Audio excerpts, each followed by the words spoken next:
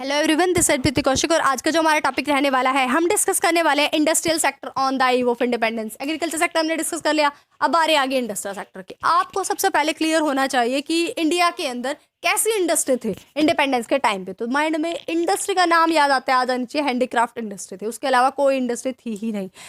अब ब्रिटिशर्स ने क्या किया इंडिपेंडेंस के टाइम में? ब्रिटिशर्स ने किया सिस्टमैटिक डी इंडस्ट्रियलाइजेशन, यानी कि एक सिस्टम में डी इंडस्ट्रियलाइजेशन किया। जो इंडस्ट्री थी ना उसको भी नहीं छोड़ा, इंडस्ट्रियलाइजेशन को डी इंडस्ट्रियलाइजेशन किया और सिस्टम के तरीके से किया। मतलब उन्होंने इस तरीके से किया कि ताकि लोगों को पता भी ना चले, और ये जो इंडस्ट्री तुम सेटअप करके वर्ल्ड वाइड रेपुटेशन फैली हुई है ना तुम्हारे हैंडीक्राफ्ट प्रोडक्ट्स की, ये ऑटोमेटिक खत्म भी हो जाए। ठीक है, तो उन्होंने किया सिस्टमैटिक डी इंडस्ट्रियलाइजेशन, और ये दो तरीके से हुआ।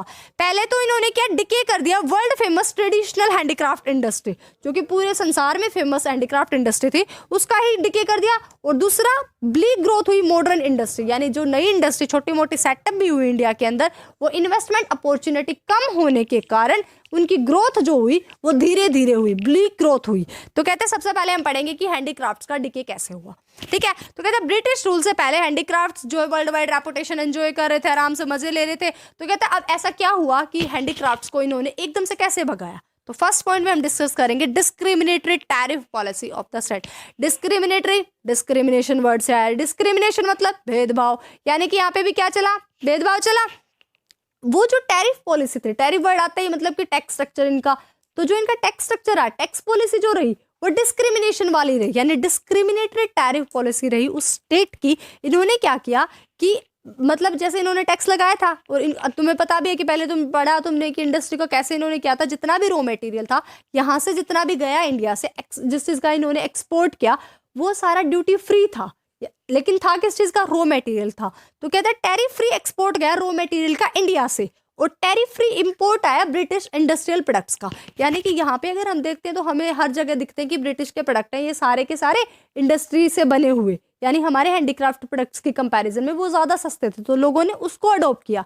और यहाँ पे अगर हम अपने उस रॉ मटेरियल से कुछ बनाते, वो उन्होंने यहाँ पे छोड़ा नहीं, ड्यूटी फ्री करके सारा का सारा यहाँ से एक्सपोर्ट करके ले गए। तो डिस्क्रिमिनेटरी टैरिफ पॉलिसी जो रही स्टेट की, इस वजह से हमारे हैंडीक्राफ्ट का डिके हुआ।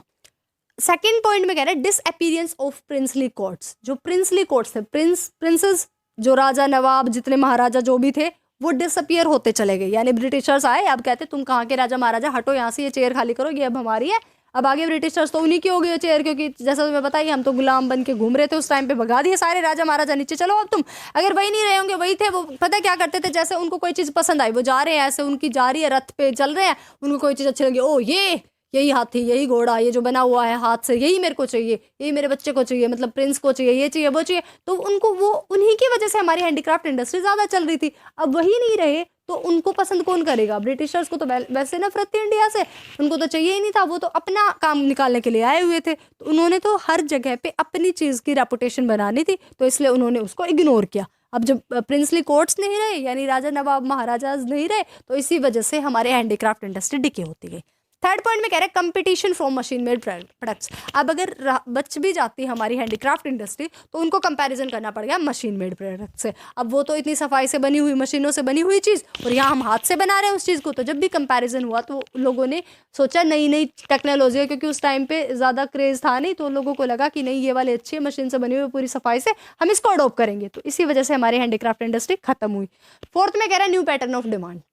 अब लोगों को जो डिमांड थी उसका पैटर्न चेंज होने लगा, वो भी वेस्टर्न लाइफस्टाइल को, कल्चर को अडॉप्ट करने में लगे। उनको लगा नहीं नहीं यही बेस्ट है, जो बाहर से आ रहा है यही बेस्ट है, बस हम इसी को लेंगे, सस्ता भी पड़ रहा है हमें। वो भाई हम जैसे होता नहीं, शो ऑफ करने के चक्कर में, ऐसे दिखाने के चक्कर में कि बस हाँ हाँ मेरे पास ये चीज़ है तो इट मीन्स मैंने ब्रांडेड चीज़ लिया है। तो ऐसे ब्रिटिश प्रोडक्ट को उन्होंने खरीदा और एक अपनी माइंड में इमेज सेट कर ली कि ये चीज़ बेस्ट है, तो इसलिए हैंडीक्राफ्ट इंडस्ट्री का जो है डिके होता गया।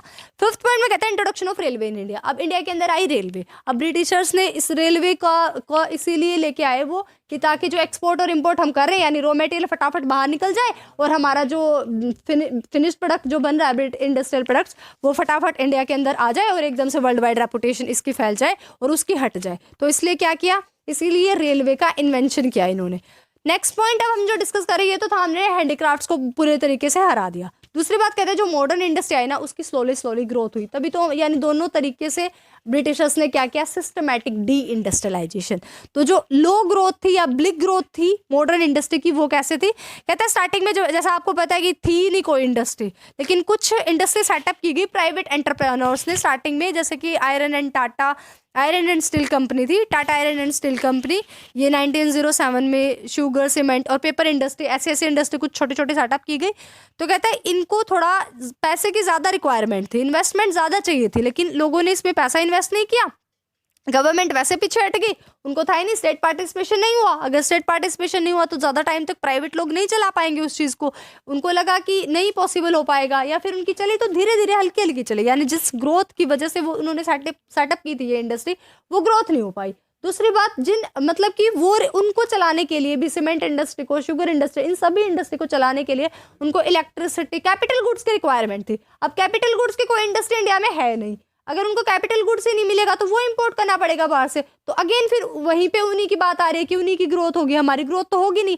अगर इंडिया के अंदर पहले कैपिटल गुड्स वाले इंडस्ट्री सेटअप हो जाते हैं और हमें सारी प्लांट, मशीनरी, सब कुछ मिल जाता जो हमें चाहिए, तो इसका मतलब फ़ायदा भी है कि हमने जो छोटे छोटे इंडस्ट्री सेटअप की उनका हम यूज़ कर सकते हैं अच्छे से। ऐसा तो हुआ नहीं, अगर उन्होंने सेटअप भी की छोटे छोटे इंडस्ट्री, तो उसके लिए भी बाहर से उनको सामान चाहिए। तो क्या हुआ, जो इंडस्ट्री सेटअप की गई उनकी ग्रोथ जो हुई वो भी धीरे धीरे रही, मतलब नाम मात्र की ग्रोथ थी, ब्लीक ग्रोथ थी, नोशनल, लो, बिल्कुल कम लो, मतलब इंडस्ट्री की ग्रोथ हुई उनकी। तो ये था हमारा इंडस्ट्रियल सेक्टर। इंडिपेंडेंस से पहले का कैसा सेक्टर था, तो आपने देखा कि किस तरीके से सेक्टर था। इंडियन हैंडीक्राफ्ट्स का पूरे तरीके से डिके किया गया, और मॉडर्न इंडस्ट्री की ग्रोथ जो हुई वो भी नोशनल ग्रोथ थी। ठीक है, तो आई थिंक आप सबको क्लियर हो गया होगा। आज के लिए इतना ही, फिर हम नेक्स्ट वीडियो में डिस्कस करेंगे फॉरेन ट्रेड, जो कि ब्रिटिश रूल के अंदर हमारी कैसी थी, फिर डेमोग्राफिक प्रोफाइल, और फिर ऐसे ही जल्दी जल्दी हम इस चैप्टर को कवर कर जाएंगे। ठीक है, तो thanks for watching, like, share, comment and subscribe Preeti Kaushik classes. Bye bye, take care, keep watching.